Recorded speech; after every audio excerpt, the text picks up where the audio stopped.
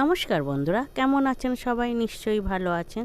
তো ছোট হলেও তো চিংড়ি মাছ, তাই বলে কি একে ভালো কিছু খাওয়া যাবে না? শুধুই কি চচ্চড়িতেই যাবে চিংড়ি? তো একটু ছোট সাইজের চিংড়ি হলেও এটাকে দিয়ে আজকে আমি ভাপা বানালাম। তো চিংড়ি মাছগুলোকে না প্রথমে ভালো করে আমি ধুয়ে নিয়েছি, নিয়ে এর পাটাগুলো ফেলে দিয়েছি। দিয়ে এবার এটাকে খোসা ছাড়িয়ে এর পিঠের উপরে একটা কালো সুতোর মতো অংশ আছে, ওটাকে বার করে নেব।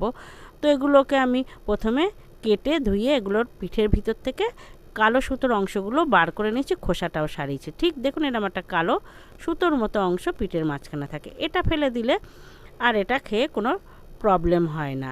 তো আমি এগুলোকে দিয়ে সব ফেলে দিয়েছি, একটা রেখে দিয়েছি আপনাদের দেখাবো বলে। আমি ওটাকে ঠিক এইভাবে কাঁচি ঢুকিয়ে পিঠের কাছটা কেটে নিয়েছি।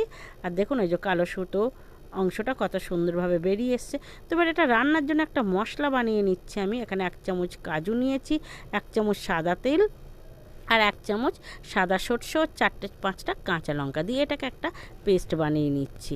এবার এই পেস্টটা আমি চিংড়ি মাছের মধ্যে দিয়ে দেব, সব পেস্টটাই দিয়ে দিচ্ছি। দেখুন, দিয়ে এটাকে আমরা তো বাঙালি, তো সে অর্থে আমাদের একটু হাত লাগিয়ে কাজটা করতে আমরা ভালোবাসি।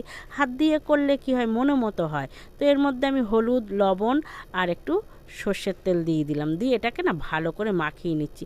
যেহেতু এটা ভাপা হবে, ওই জন্য না এটা এইভাবেই মাখিয়ে নিতে হয়। তো এবার ফ্রাই প্যান বসিয়ে এর মধ্যে কিন্তু সর্ষের তেল দিতে হবে, সর্ষের তেলই এটা ভালো লাগে। তো কয়েক দানা কালো জিরে আমি ফোড়ন দিয়ে দিলাম, দিয়ে এর মধ্যে আমি মাছগুলো দিয়ে দিচ্ছি। চেষ্টা করবেন এটা একটু না সর্ষের তেলে করা, সর্ষের তেল দিলে টেস্ট বেশি ভালো হয়, আর সর্ষের তেলেই ভাপাগুলো করতে হয়। তো আমি এটাকে দিয়ে হালকা একটু নাড়িয়ে নিয়েছি, নিয়ে বাটিটা ধুয়ে না জল দিয়ে দিলাম ওর মধ্যে। এতে কিন্তু আমি আর কিছু দেব না, সামান্য একটু লঙ্কার গুঁড়ো দিয়ে দিচ্ছি জাস্ট কালার আসার জন্য। এটা কাশ্মীরি লঙ্কা গুঁড়ো দিয়ে এটাকে নাড়িয়ে, জলটা কিন্তু দিয়েছি একদম মাখা মাখা, কয়েক মিনিট ফুটলেই তারপরে নামিয়ে নেব, সেই মতনই জলটা দিয়েছি।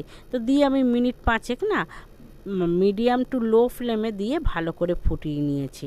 দেখুন কত সুন্দর ফুটছে। তো এর মধ্যে চিংড়ি থেকে জল বেরিয়ে গেছে।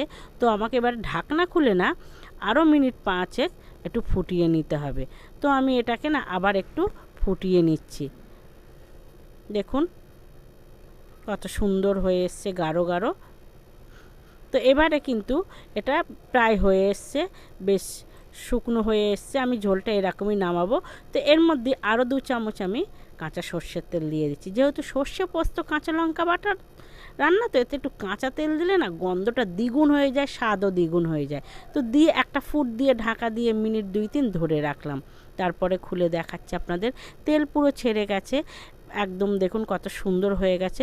তো এর একটা না গরম ভাতের সঙ্গে খুবই ভালো লাগে খেতে। এটা সবাই খেতে পারবে, বাচ্চা বড় সবাইয়ের জন্য খুবই প্রিয় একটি খাবার। তো বন্ধুরা, আমার রান্নাটা কেমন হয়েছে কমেন্টে অবশ্যই জানাবেন।